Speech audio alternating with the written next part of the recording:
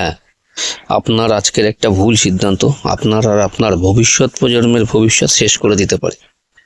হরগোবিন্দ দাস, চন্দন দাস, মুর্শিদাবাদের শামশেরগঞ্জ, মনে আছে ঘটনাটা? মূর্তি বানাতো, আর পাশের বাড়ির ওই জিহাদিদা কি করলো, তাকে কুপিয়ে খুন করলো। শামশেরগঞ্জের হিন্দু মানুষগুলো নিজেদের গ্রাম ছেড়ে অন্যত্র চলে যেতে বাধ্য হলো, কাদের জন্য? ওই পাশের বাড়ির জিহাদিদের জন্য। আপনি কি তাই চাইছেন? নিশ্চয় নয়। দুর্গাপুজোতে বাধা, লক্ষ্মী পুজোতে বাধা, সরস্বতী পুজোতে বাধা, কালী পুজোতে বাধা, হিন্দুদের প্রত্যেকটা অনুষ্ঠানে বাধা। স্কুলে আর কলেজে এখন পুলিশ প্রোটেকশনের মাধ্যমে সরস্বতী পুজো হয়, এটা লজ্জার। শতাব্দী প্রাচীন পুজোটাকে আজ পুলিশ পাহারার মাধ্যমে করতে হচ্ছে। সিদ্ধান্ত আপনার উপর নির্ভর করছে, আপনি কি করবেন। আপনি পারেন এখান থেকে নিজেকে রক্ষা করতে, বদলে দিতে পারে সবকিছু। নির্ভর করছে আপনার কাছে। ভোট দেওয়ার আগে ভেবে নেবেন এই ঘটনাটাকে। সর্বোপরি অভয়ের মার কথা ভাবুন।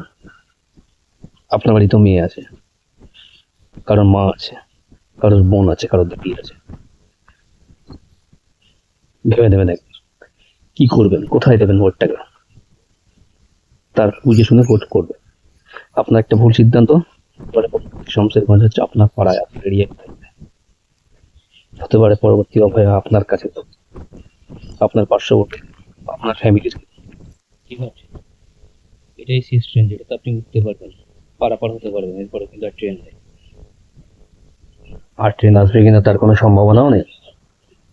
নির্ভর করছে আপনি কোথায় বসবাস করবেন, কাদের নিয়ম কানুনে চলবেন, আপনার দুর্গাপূজা হবে কিনা, আপনার কালী পুজোটা হবে কিনা, আপনার পাড়া স্কুলের লক্ষ্মী সরস্বতী পুজো হবে কিনা। নির্ভর করছে আপনার একটা সিদ্ধান্তের উপরে।